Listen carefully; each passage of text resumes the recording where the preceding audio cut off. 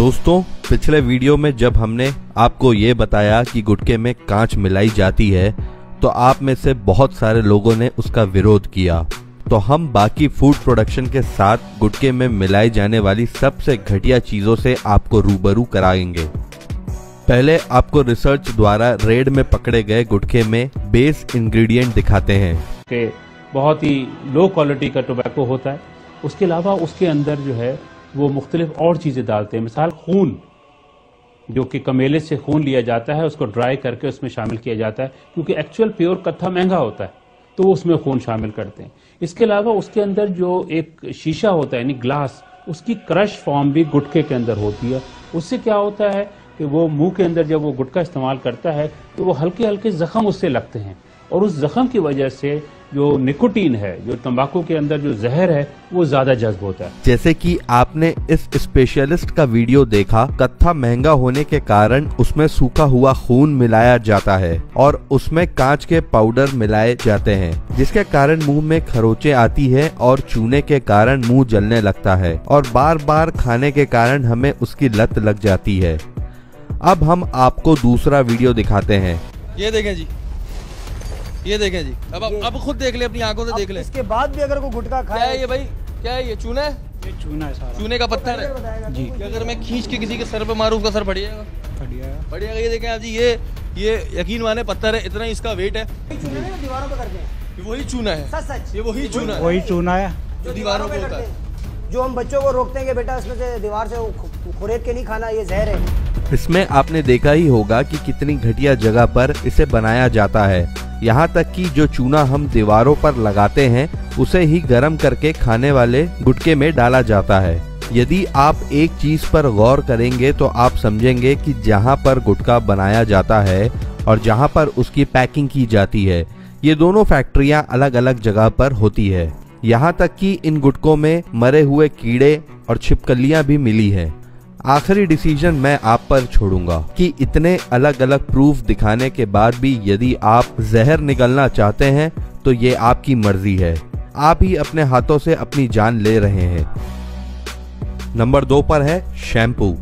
दोस्तों, हम रोजमर्रा की जिंदगी में न जाने कितनी बार हर रोज शैम्पू का इस्तेमाल करते हैं, ये सोच के कि वो हमारे बालों को स्ट्रॉन्ग बनाएगा। पर हमें ये जानना भी जरूरी है कि आखिर उनमें कौन कौन सी चीजें मिलाई जाती है या हमें ऐसे ही उल्लू बनाया जा रहा है। सबसे पहले पिछली बार बचे हुए शैम्पू को मेजर किया जाता है, फिर एक बड़े कंटेनर में ग्लिसरीन और सुगंध के लिए व्हाइट पाउडर मिलाया जाता है और वही दूसरे बड़े कंटेनर में पानी और ग्लिसरीन डाला जाता है। अब पिछली बार बनाया हुआ मिक्सचर इसमें डाला जाता है। अब उसमें पिगमेंट डाला जाता है जिससे शैम्पू को अलग कलर मिलता है। अब इसे अच्छे से मिक्स किया जाता है। अब इसमें ammonium chloride, ammonium lauryl sulphate और ग्लाइकोल का मिश्रण मिलाया जाता है। अब उस मिश्रण को एक बीकर में लेके टेस्ट किया जाता है। अब टेस्टिंग के बाद खाली प्लास्टिक के बोतल को उसमें शैम्पू भरने के लिए तैयार किया जाता है। अब दूसरी मशीन इन्हें एक लाइन में अलाइन करने खड़ा कर देती है। अब इनमें 3 से 4 के सेट में नोजल द्वारा लिक्विड शैम्पू भरा जाता है। यहाँ पर अलग अलग पंप लगे होते हैं जिससे सही मात्रा में शैम्पू इन बोतल में भरे जाते हैं। अब इन्हें आगे बढ़ाया जाता है जहाँ पर उन पर कैप चढ़ाई जाती है। दूसरी मशीन इन कैप पर सील चढ़ा देती है। अब इन बॉटल पर कंपनियों का लेबल चढ़ाया जाता है और अब उन्हें पैक किया जाता है और बेचने के लिए भेज दिया जाता है।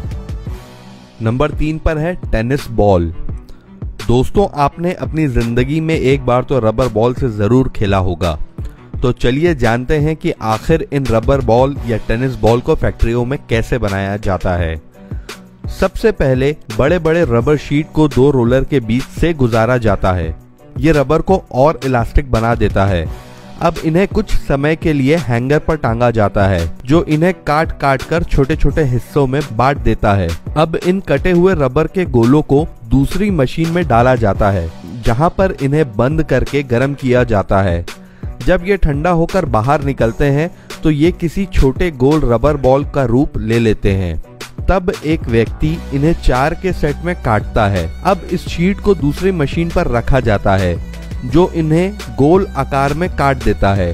अब इन आधे आधे रबर बॉल को एक मशीन में डालकर चिपका दिया जाता है, जिससे पूरा गोल रबर बॉल बनकर बाहर आ जाता है। इन बॉल पर एक पाउडर लगाई जाती है जिससे आगे लगने वाला कवर चिपका रहे।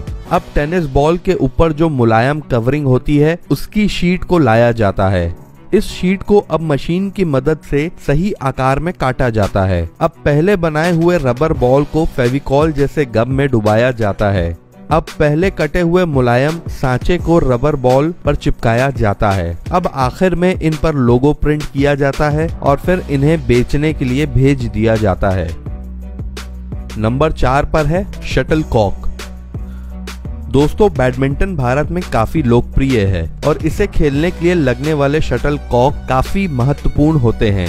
इसे शुतुरमुर्ग के पंखों से बनाया जाता है। तो आप ये बात समझ ही सकते हैं कि आखिर ये इतना महंगा क्यों होता है। तो चलिए जानते हैं कि आखिर इसे फैक्ट्रियों में कैसे बनाया जाता है। सबसे पहले तो इन पंखों को एक साथ अलाइन किया जाता है। अब इन्हें एक एक करके सॉर्टिंग मशीन पर लगाया जाता है। ये मशीन इन्हें इनके साइज के हिसाब से अलग अलग कंटेनर में डालता है ताकि जब शटल कॉक बन जाए तो एक ही साइज का हो। जिनको मशीन मेजर नहीं कर पाती उन्हें हाथों से मेजर किया जाता है। इनके नीचे का बेस फोम और लेदर से बनाया जाता है, जिससे उन्हें मारने पर वो रबर की तरह उड़ते हैं। अब इस बेस पर पंख लगाने का काम शुरू किया जाता है। एक बेस पर 16 पंख होते हैं। अब पंचिंग मशीन इन बेस में एक एक करके 16 होल की जाती है। अब दूसरी मशीन इन होल्स में पंख घुसाने का काम शुरू कर देती है। अब हाथों से इनके अंदर के डिस्टेंस को इक्वल किया जाता है। अब इन्हें एक ब्लोअर के ऊपर रखा जाता है, जिससे ये पता चलता है आखिर ये सही से मैनेज हुआ है या फिर नहीं। अब उन्हें दूसरी मशीन पर डाला जाता है जो उसके अंदर ग्लू भर देती है। अब इन पंखों का लोकेशन फिक्स हो जाता है, लेकिन अभी भी ये नाजुक होते हैं और कभी भी टूट सकते हैं। इसलिए इन्हें मशीन की मदद से धागों के जरिए बांधा जाता है और वर्कर इनकी गांठ बांधकर धागे को काट देते हैं और फिर से इन धागों पर भी गम लगाया जाता है।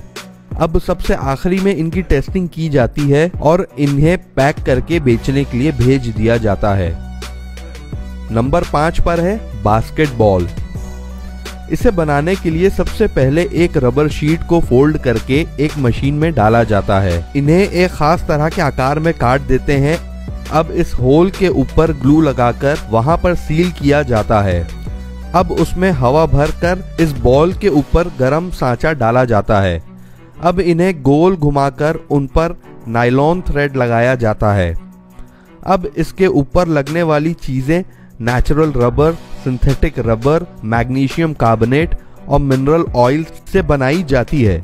अब इन सब की एक शीट बनाई जाती है जो 1 से 1.5 इंच चौड़ी होती है। अब इस शीट को कई सारे रोलर के बीच से गुजारा जाता है जो उसे पतला बना देती है। अब एक ऑटोमेटेड ब्लेंड इन्हें स्पेसिफिक इंटरवल के बाद काट देता है। अब एक मेटल पैटर्न को इस रबर पर रखकर उसे काटा जाता है। अब इस रबर को सांचे में डाला जाता है। फिर पहले के रबर बॉल को उसमें डालकर उसमें हवा भर दी जाती है। अब सांचे को क्लोज करके उसे गर्म किया जाता है। फिर उसमें सील लगाया जाता है और अलग अलग तरह के रबर बॉल बनाने के लिए अलग अलग पैटर्न से रबर को काटा जाता है और इसी तरह ही वॉलीबॉल भी बनाई जाती है। अब आखिर में उन पर कंपनियों का लोगो लगाया जाता है। अब सबसे आखिरी में उन्हें सांचे में डाला जाता है जो उन्हें अलग पैटर्न दे देता है। अब इन्हें कलर करके अंदर की हवा निकाली जाती है और इन्हें पैक करके बेचने के लिए भेज दिया जाता है।